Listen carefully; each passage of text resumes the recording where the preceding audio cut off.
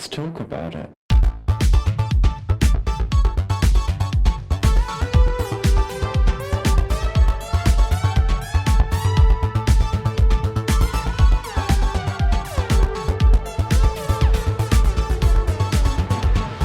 Hello and welcome back to Thicc Radio, the podcast where we talk about gaming, feedism, and everything in their orbit. I'm James. And I'm Tim, so let's get into it. Today we're welcoming to the show for the first time. Today we've got our friend Jay. Hi. Hello, how are you today? I'm good, thank you. How are you guys? Doing pretty good, yeah. Good, and so glad to have you here. So glad we can finally get this on the books. We've been keen to talk to you for a minute. So listen, thank you for setting aside some time in your diary to have a chat with us today. And we just want to ask here at the top of the episode, is there anything that you want to share with our listeners before we get started today? Yes. First I want to say thank you for letting me on the show. But a little disclaimer, because we are talking about South Africa. It is a very diverse country with culture, people of many different creeds and backgrounds. So I just want to say that my perception and experiences are a small percentage of the whole. And it doesn't make my experiences any less valid. It just makes me conscious of the many others that are out there that can also be expressed. So yeah, anyway, moving on. No worries. And to that point, we had a similar conversation, culture, talking about life in Norway. The opportunity to speak is always there to everyone. It's not the case of, we've already had the one person talking about Norway, we'll never talk about it again. The opportunity is there for everyone. And within that, we always do try to reach out to different people with those different experiences. And ultimately, we end up partnering with people who are the most responsive, as in they respond to the messages.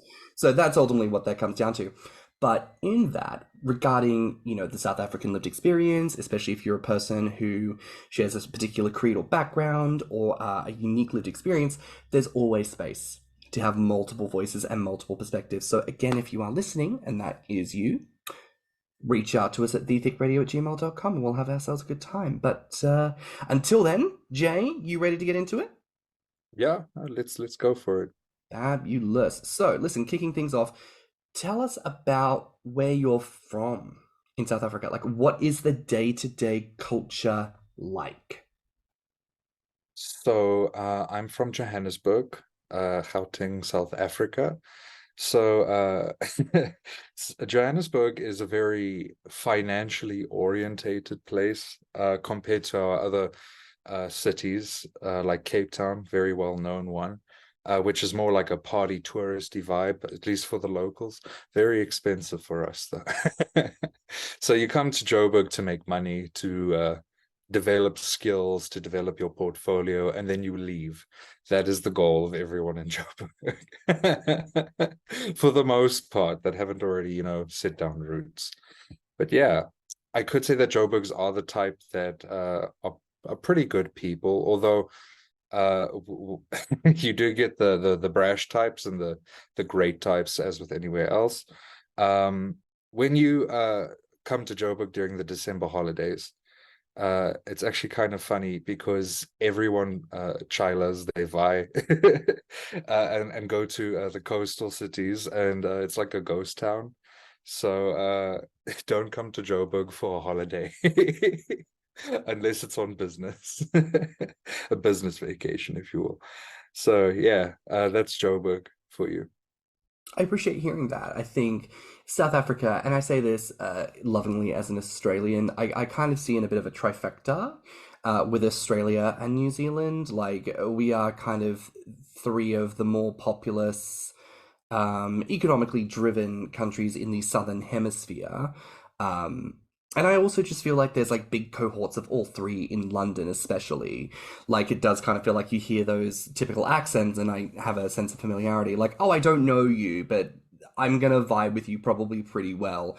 That's culturally something our people all seem to have in common, is we all tend to be a little bit more on the laid back, beer in hand, cigarette on the porch, just kind of like, how's it? How are you? Like, chilling, Yeah. talking.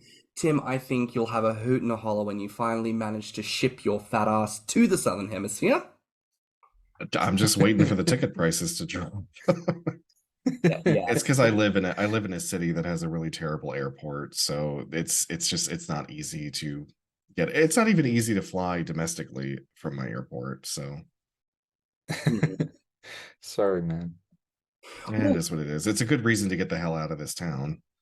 well, on that point, like, what is it like being in Joburg in terms of connectivity? Like, if you wanted to go on a holiday to Australia, to Europe, to America, to different places, like, how easy is it?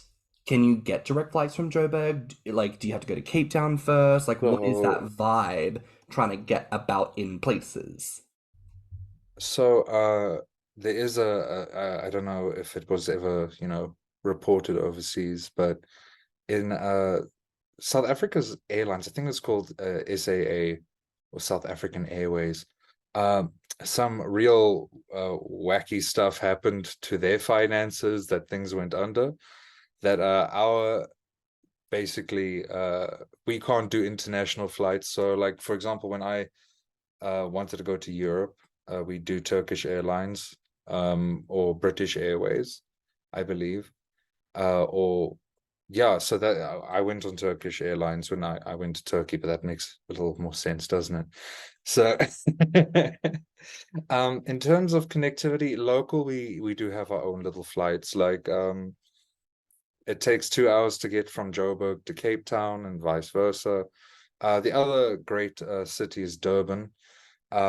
It's more tropical there, if I can put it that way. It's way hot. It's very humid. Uh, and I have curly, thick hair, so when I'm in a humid climate, my hair just goes, just blows up. Uh, Gorgeous. Full 70s afro. That's the fantasy right there. Memory of Australia's humidity and just how I don't have the kind of hair that goes thick and curly, but I do have the kind of pasty white Caucasian skin that gets all fried and crispy. oh Uh, my God. looks like I've fallen into the vat fryer at KFC. So, there are probably places I could go in Africa, the continent in general, but South Africa as well, where I would probably look like one of those people like under the parasol, ghostly white because I'm just slathered in like a thick layer of like a combination of like, sunscreen and clay, just like whatever's going to protect this ridiculously sensitive meat suit from the sun. Uh, Try eh, some zinc oxide. I don't know if they still sell that, but zinc oxide is like the perfect sunblock I mean, like the because it sun, does like, not allow anything to go through. Like it is a literal shield against the skin. But I don't know if it's still marketed as a sunscreen like it used to be. mm, well, when I inevitably come visit you in South Africa, I'm just going to show up as like a random blue person, just covered in like, that's the only color zinc that they still sell. And I'm just like head to toe coated. And you're like, are you At all right? least And I'm like, mm. it'll be easy to see at the airport, at least. So Exactly. I can't twist too far in any direction, otherwise it'll crack and then it will fall off my body. So I must move very carefully. Um, but I'm curious to ask, like, what do you feel like is the biggest misconception people have about South Africa? So, biggest misconception. When we talk to foreigners, engage from Americans to people from India to people from the UK, anywhere really, they're very shook to find out that South Africa is not a rural country where we live in mud huts and ride rhinos to school or work or elephants. Uh, granted, we do have it's like people believe we have lions and tigers and bears, and it's not true. We don't have bears in the street. So we joke saying we ride all those animals to like those different places, but the thing is that we actually use cars to go everywhere, lots of cars, that I think all those animals would be eliminated very quickly with the amount of traffic going in and out. So but we do have cases where they escape the local wildlife rehabilitation centers or game parks. They end up terrorizing the local communities a little bit, end up killing a few local farm animals, and then they get neutralized. this only happens maybe once a year. I'm not wrong. We did have one this year in February, and last year we had, I think, 2 that escaped. Yeah. Once again, I draw parallels to Australia because people love to be like, "Oh, do you ride kangaroos to school?" No, we drive cars. It's like we have full cities and Yeah. everyone just thinks we live in these little tiny huts everywhere. It's so funny. It's very the whole thing about like, do the African children still need shoes? And then it's like, no, stop it. There are actually like too many shoes now. Like there are there not like entire landfills filled with those like who was the guy, Tim? Who was the guy? Who was the guy that like came up with this fucking shoe bullshit? Oh, I don't remember. The only one that I remember who used to do all those PSAs about starvation in Africa was Sally Struthers, and I think she's dead. But I don't know who the guy was. I need to Google this and find out the exact details, but I swear I saw this on like a Tumblr thread years ago. It was like somebody from Africa who was fully like, this needs to stop. This guy who like half made it on a reality competition was like, do you know what? I did a missions trip to Africa and I realized that what they need most, more than anything, is shoes. And so if you, I think is it Tim's? Tim's or Thames or some kind of bullshit. And it's like, if Oh you my buy one word. pair of these shoes, we'll donate a pair of shoes to a starving African child in need. Because of course, that was the meme, right? Like a starving African child, what does it need? Shoes. Like, come on. That's the other thing though, is that they immediately think that Africa is one country, Oh yeah, like the continent. yeah. Like there's a shit ton of countries spread throughout.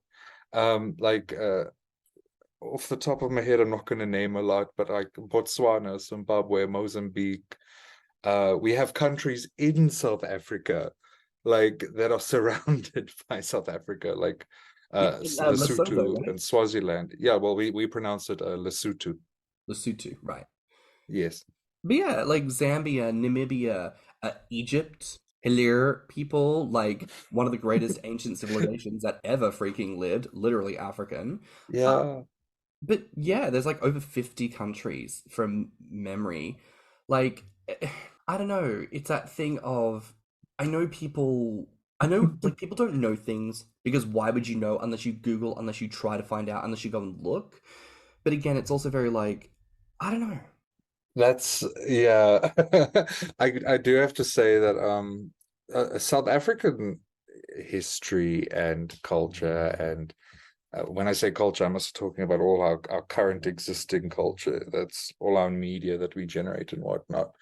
Doesn't exit South Africa terribly often, which is why we get very excited when we get a South African that, hits the big silver screen, or, like Shirley's Theron, or Trevor Noah having so much success.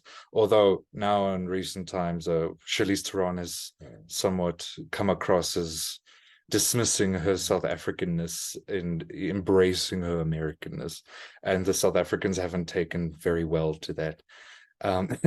See what happens when you stop doing period pieces. Back when she was only appearing in films set in the 1940s, she was doing just fine, but now she's getting a little too highfalutin.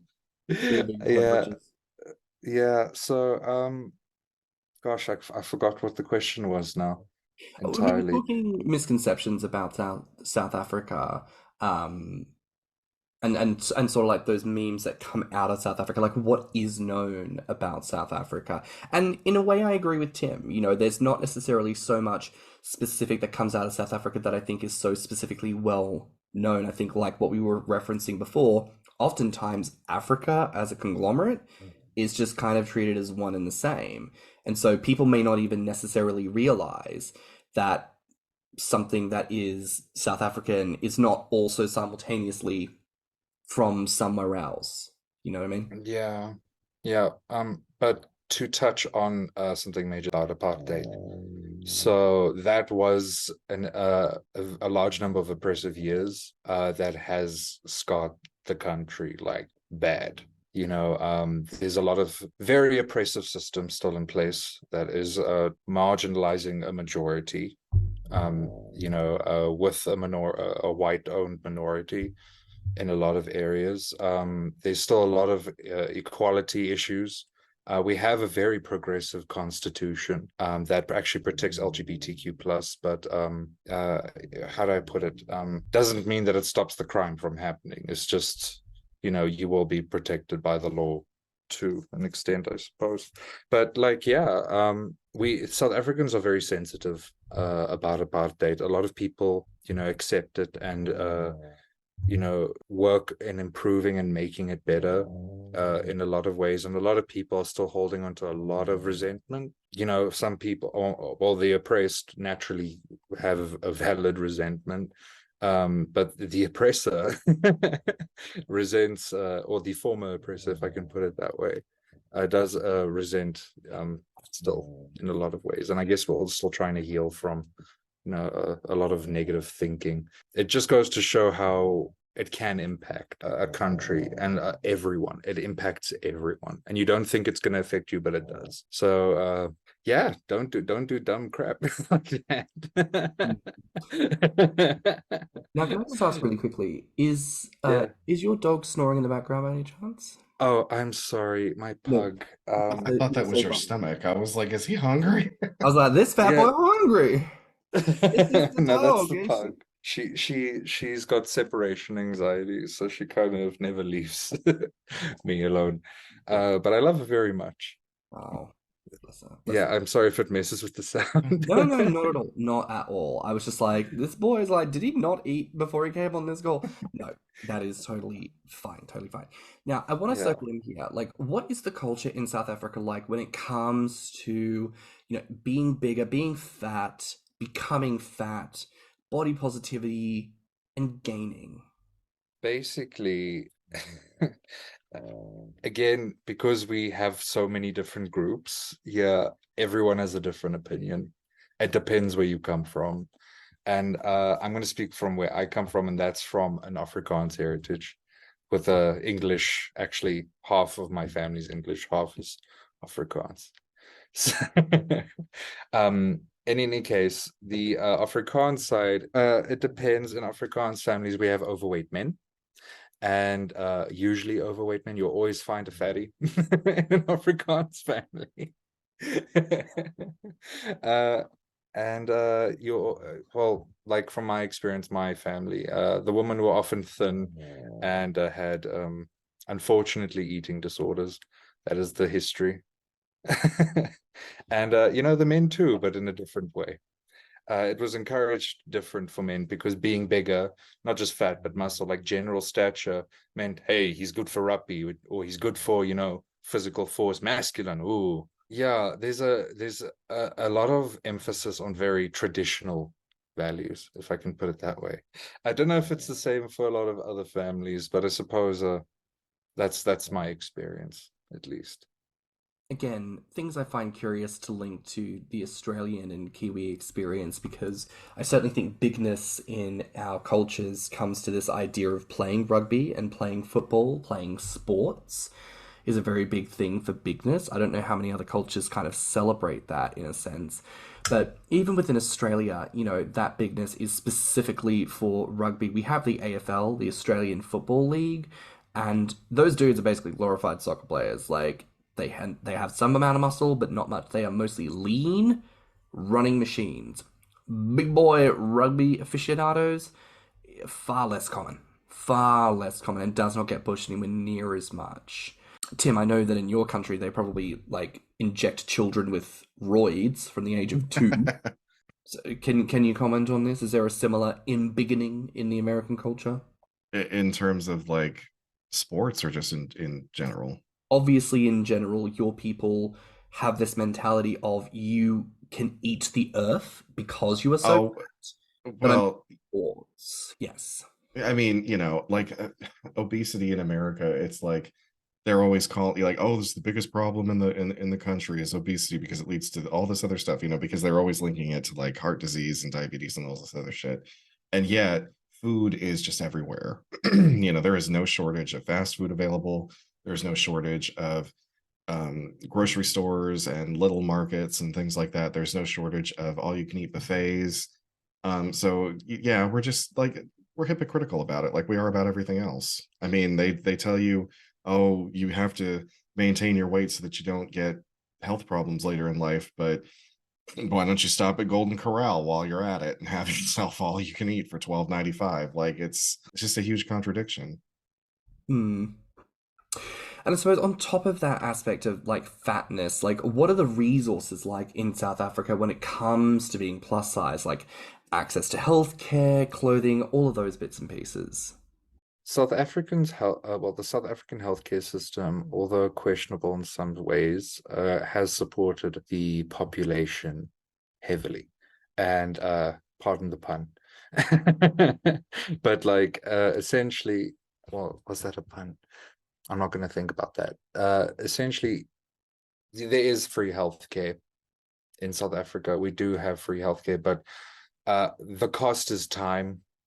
So I am very sorry for that overweight person that is going to spend 6 hours in a line, having to stand, is what I'm saying. They will get the care they need, but they are going to suffer.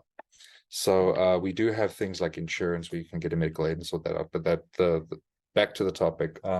Other accommodations, other than free healthcare, that does cater to obesity. I would say that we don't, well, like I said, we drive cars everywhere. You as an overweight person wouldn't have to worry about walking too much from place to place, unless you rely a lot on the public transportation, like taxis. But even then, like walking from point A to point B versus going from point A to taxi rank to point B is naturally a shorter distance overall, which has contributed to our population actually being more overweight over time. I think we're pretty up there in how obese the overall population is. I think I had the statistics here. I think like 68% of women are obese and 31% of men. So take that from that what you will. I just Googled that. Feel free to correct me if I'm wrong. Blame Google. But yeah, so I wouldn't say there's a lot of other accommodations. I mean, fashion is not really something that's very focused on for a lot of overweight. Maybe for women, more women. But for men, it's sorry, fat bitch, you're gonna have to go to the big and tall store and get a plain brown shirt. That has a very weird cut. So yeah, not form fitting at all. So sorry. That's the reality of South Africa, unfortunately. A lot of our media and stuff is pretty westernized, so we do have a lot of Western ideals regarding image. Yeah, but naturally cultures can influence that as well as eating habits, fast food, blah, blah, blah. But I'm rambling. You guys need to talk. Totally fine, totally fine. I think I always say something similar when we come to this point in these culture episodes, is that it is important to understand like what is the accessibility like in terms of life for obese people around the world. Accessibility is not just I can walk through a doorway because it's wide enough. It's also, do I have access to clothes that fit my body? If I don't have access to clothes that fit my body, my ability to access the outside world is severely limited. If I do not have access to healthcare, my ability and access to the continuation of life is limited, right? So questions about access, I think, are very, very important to cover, especially if there are, especially in the advent of the internet, more like online services. Like a few people have touted that the Amazon plus size selections are actually not that bad, all things considered. So aspects like that might be worth considering, especially for yourself, Jay, as you continue to grow. Worth considering where one might purchase a shirt in your size. I believe, judging by my ability to visualize you here on this call, I believe you're about the size of a mini refrigerator at this stage. Well, my stats are 6'1" at 130 kilograms at the moment. And let me tell you, viewer and listeners, when we get to the part where he gives his social medias, it's worth checking out because this boy is stacked. So I'm curious, how do you view the gaming culture in these more like, I suppose, like specifically Western places. And not that South Africa isn't probably included as like a traditional Western country, but I guess in a place that is more gaining populated, like America, like the United Kingdom. How do you view the gaining culture in these places? Right. So like it looks like such great communities there that I envy, like the way you guys can get together and hang out. Also in the UK, it looks like a lot of fun to connect with people who I guess you can say are like you in a space where you don't identify with a lot of people that share the same, experiences that you have as a gainer, for example. So I suppose I envy that a lot. Yeah, we don't have a lot of gainers in South Africa that are showing their faces. I mean, they're probably somewhere out there, but like if you go onto Grommr and you look at South Africa, you'll see that we have, and they're there, and they're great guys there on there as well. I don't talk to a lot of people because I keep to myself a lot. But with the people I have engaged with, they've been great. But I don't know. I think we're all just very in our own lives as well, or like in our own bubbles. There's some who may want to connect, and I do hope they connect. But yeah, we don't really engage with one another on that level, like with Grommr or Grommr of the Seas, or if I have to do that, I have to buy like 5 plane tickets to just get there. Again, that point about access I think is very important to consider. Many of us have that privilege, even if we don't necessarily work careers that allow us to afford travel so easily. The fact that we live in places where maybe there are planes that would take us more effectively and more directly to larger locale spots. I've talked about this a number of times. The privilege of living in London is people come here. I oftentimes don't need to make plans to travel to meet people because they just happen to pass through here. And it's like, oh, if you have an afternoon or an evening, which most people will have something spare, why not meet up with a gainer? Go out and have dinner. How lovely, be sociable, Yeah, exactly. I mean, Tim, you talk a little bit about how being in Cleveland, there's no international flights, but I mean, 5 plane tickets just to go on a cruise. There's just no reason for somebody to come to Cleveland. That's the problem. So there's really only 2 reasons you would come here. One is because you're sick, because we have the best hospital system. And 2, if you're doing some kind of business something. I mean, I don't even know what, but they're always trying to do some kind of development crap here in Cleveland. So those are the only 2 reasons anybody ever comes here, unless you're a flight attendant. So I don't really get the opportunity to, like, people aren't really coming through the area. Sometimes people will arrive in like adjacent areas because of family for the holidays, but when people are traveling for that, they don't usually have a ton of free time to like break away and go do their own thing. They're usually with their family the entire time. So sometimes I see some people who are sort of like maybe 30, 40 minutes away, but they're going to be busy the entire time they're here. So Now, I want to ask you, Jay, about the most important part of these culture episodes. Bugger learning anything. Let's talk about the food, bitch.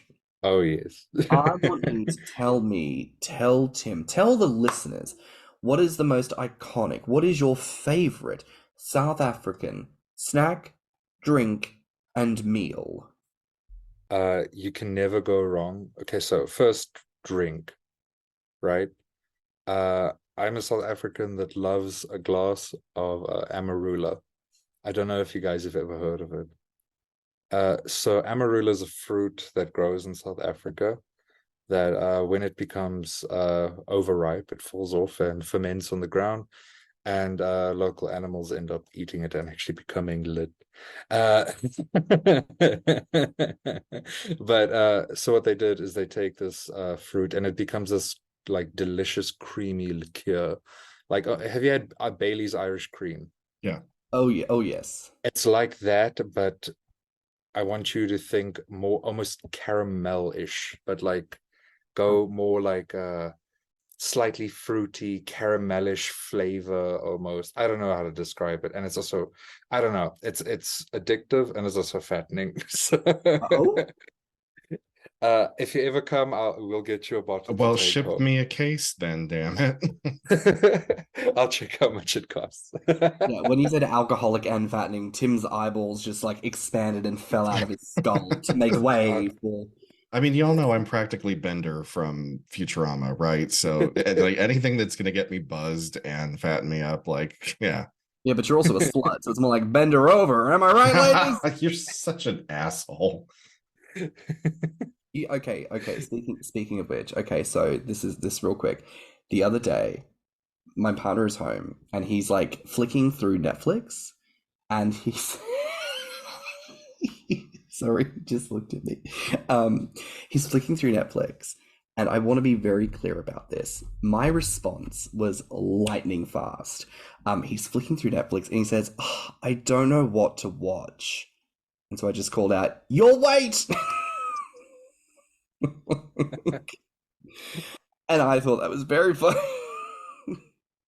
Just the look, just the daggers he gave me, like, because he was also having like a Kit Kat too.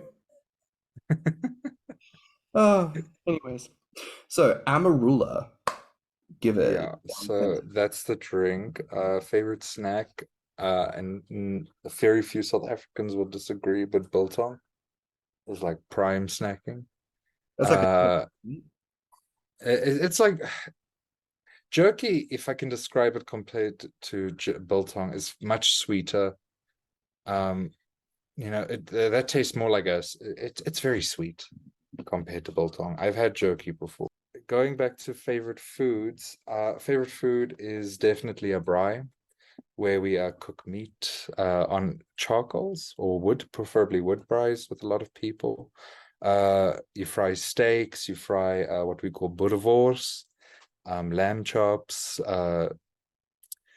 Definitely not a vegetarian type, but yeah, that's my response. I mean, all of that sounds fantastic. And for the listeners, is a braai in any way comparable to like an Aussie barbecue is very the exposed grill top, oftentimes that kind of like, not serrated, what am I thinking? Like exposed wire type of grill situation where there's stuff underneath it. You can have the flat top grill as well, but like things that tend to like, if it's like a steak, goes on top of this like metal wire almost, coals or flames underneath, gets those like little blackened lines as it cooks, all the fat and drips off into the flame type of thing. Like, how does a braai function comparison to a barbecue?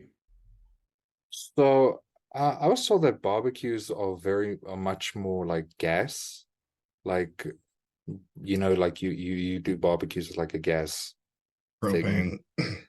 Propane, yeah. I sell propane and propane accessories. We strictly either use coal or wood, but I think a lot of braai masters will be very cross if you use coal and rather just braai with wood. It'll take longer, but the meat will be delicious. Yeah. Yeah, so pop a garlic bread there on the braai as well, some tin foil. Yeah. Honestly, delicious. We're gonna have to do all of that. Now, when it comes to TV, because I know you say that like not a lot of South African characters or people leave South Africa, but what about like inside of South Africa? Like when you were growing up, were there any iconic actors, comedians, singers, cartoon characters, just anyone that you might have looked at as a kid and gone, "Ooh, this is fat, and I am fascinated by this." Anything like that happening in South Africa? Oh, where we just have something that inspires the fat like admiration, basically, is what you're asking. Yeah, okay, cool. So I gotta say that it was Cartoon Network, y'all. Johnny Bravo was my awakening. Yeah, Johnny Bravo. Quite a few episodes where he would get fat. There was more than one. Yeah, and it definitely influenced me in a lot of ways. And just from then on, was looking for that same rush. You know, we have a tendency when we're when we're having dinner, um, because we've got Disney Plus, we're like, do you know what? We're kids of the 90s and the early 2000s. Let's revisit all the shit we used to watch when we were kids. And so we're watching That's So Raven at the moment. And it's been so interesting to point out just how many instances that there are like fat references. Like in a recent episode we watched, there was like a thing with the dad had made this like artichoke and like sweet potato thing, and it's all sloppy and on the plate. And then like the son Corey had these like stretchy pants because the joke was he was going to eat a lot, but they ended up like shoving it all down his pants, and we just kind of looked at each other like oh, like gunge fetish, like the amount of like episodes where there's like a quicksand or like a There's a lot of like, transformation or like a yeah. body swap or like smelly feet or like smelly food.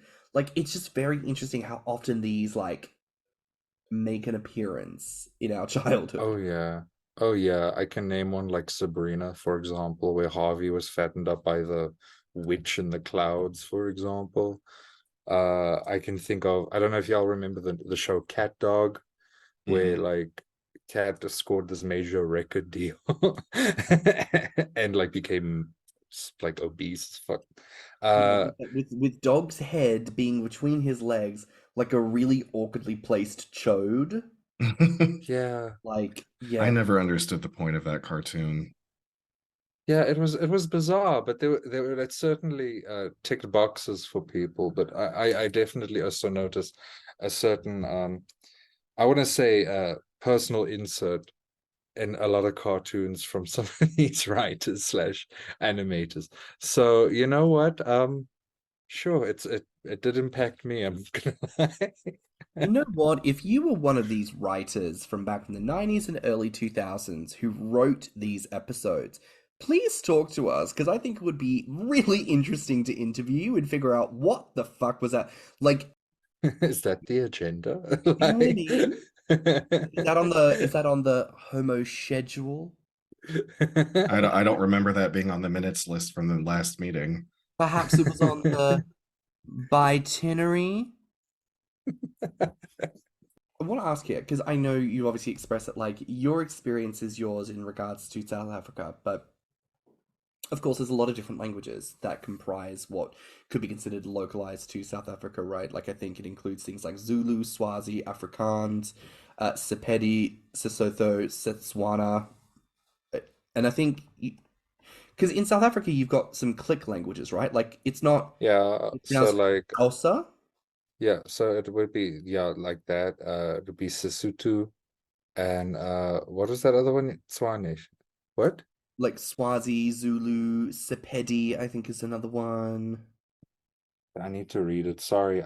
I'm a bad South African. I don't know all the 11 languages off by heart. Sorry.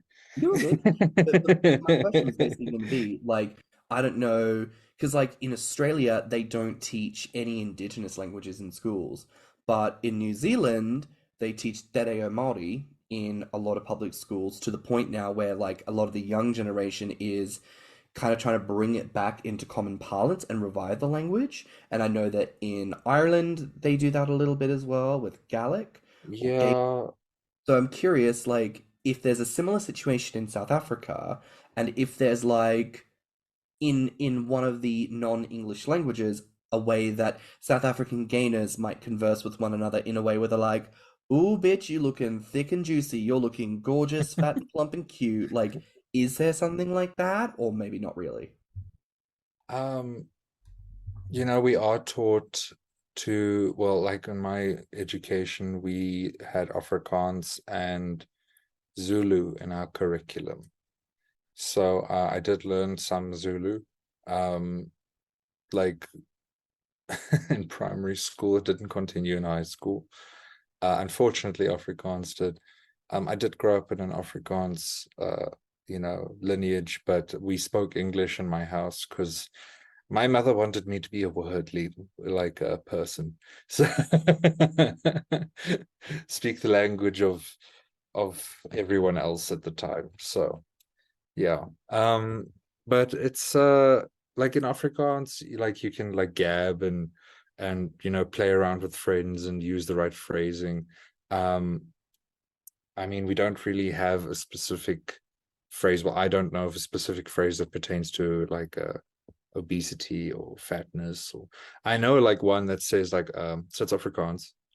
I Also let me know if I'm jumping the gun in any way. No, please share it with us. Okay, cool. So it's called a magies vol ogies toe, which is Afrikaans for stomach full, eyes closed, which is essentially That's the tea. Can we talk about like I've eaten so much, it is now time to to sleep. sleep. Yeah, so that's a common Afrikaans phrase. Um, we have a lot of more vulgar things that I don't think I should speak on the internet, but like, yeah, I'm very curious to know what the other cultures have to say, because it'd be fun to know as well. Well, there we go. There's so many different things that you can say just in like American English, like, oh God, you're so fucking fat. You can call him a fat ass, fatty, chubby. And then we'll use all these other words that aren't even English, like Gordo, Zoftig, like we just come up with all this other shit. Like there's just this. There's probably you could fill a dictionary probably with the euphemisms for fat in the United States. Yeah, someone should write something like that. I don't know. Maybe someone is writing something like that. Tim, there's this word I discovered. I don't know how you feel about this, but the word is blubber. Does that word conjure up You know that's a triggering word for me. I was about to say, does that conjure any feelings for you? I don't Blubber. know why. I don't know why that turns me on, but it's just something about it. I guess the image it conjures. Yeah, I think for me it's like fat boy, fat ass, like very that kind of like bullying jock type of sitch. Yeah, jabbing kind of stuff. Also, I Like, have such an affinity for any gainer that tattoos his fatness somewhere on his body. Like the gainers that have like fat boy on their belly or fat boy on their ass or something else that really like just immediately indicates them as like this is my chosen path in life and I am willing to advertise it to literally everyone. I'm like that's a fucking hero to me. Maybe we'll do that if we get to a certain number of subscribers. I've wanted something. I just don't know what to come up with that is vague enough that I can point at it and say, oh, that's this thing, and like that be the end of it, but also, be a clear reference to the fact that I'm a gainer. I haven't I discovered. might just get like fat boy tattooed on an ass cheek, like off to the side or something, like something that looks like I've been branded, I think would be really fun. that could be fun. I want to ask here, like, what changes would you personally like to see in the South African gaming community? I'd like more of us to show up. Like there's a few of us, but like comparatively to everywhere else, there's not a lot. Compared to just going on Grindr standard, lots of guys, plenty. Well, I suppose if you exhaust the location or your general area by that point, then yeah, but like no shaming here.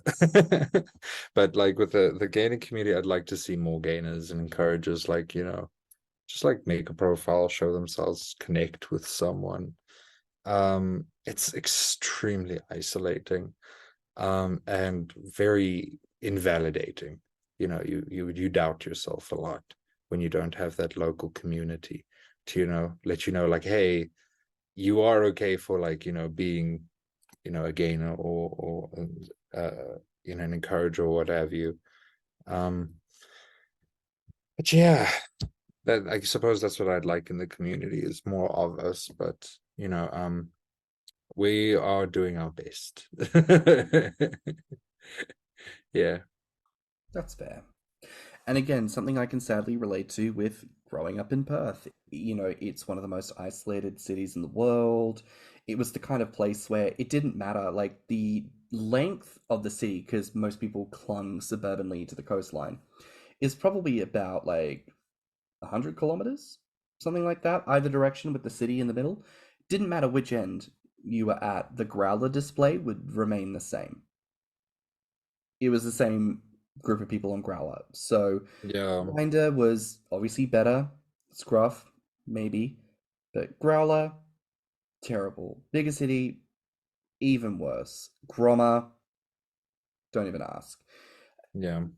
It's hard when there is not enough to constitute a community. And this does seem to be one of our themes for this season, this conversation around community. It's so important, and we need to find more ways, I think, to try and build community other than what we're doing at the moment, because clearly if people aren't responding, maybe we need to try something different. But this is a call out to South African gamers. If you are listening, let's build some community for people, and let's have more people on the program to talk about their experiences. But I want to ask you here, Jay, as like a final question, is there anything about your experience as a gainer from South Africa that we haven't talked about yet today that you would like to share with the listeners? I don't have anything like specific that I can think of at the moment, other than don't be so shy. There are people who want to connect. It may not always be me. You probably just caught me on a bad day. But others would be like, we just need to reach out more. It's lonely out here, so connect, guys. That's all I gotta say. A very fair point. And Jay, I just want to say thank you again for your time today. Now, where can our listeners find you online?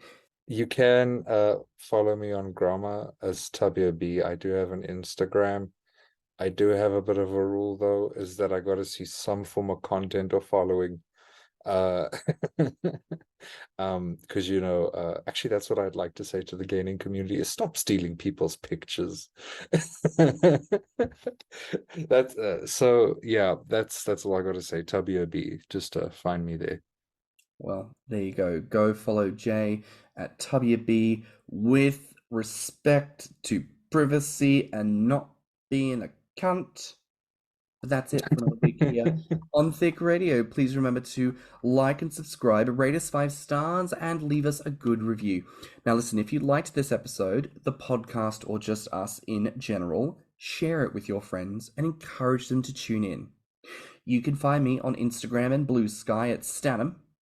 And you can find me on Instagram, Twitter, YouTube, and TikTok at ThiccMouse. You can also look us up on Instagram, YouTube, and TikTok at Thicc Radio, or at our website at podpage.com/Thicc Radio. If you want to submit a voice note or become a financial supporter of the show, you can find the links in the show notes, and you can also write to us at thethiccradio@gmail.com. So until next time, bye, Fats. Bye, Fats. Bye, Fats. Let's talk about it.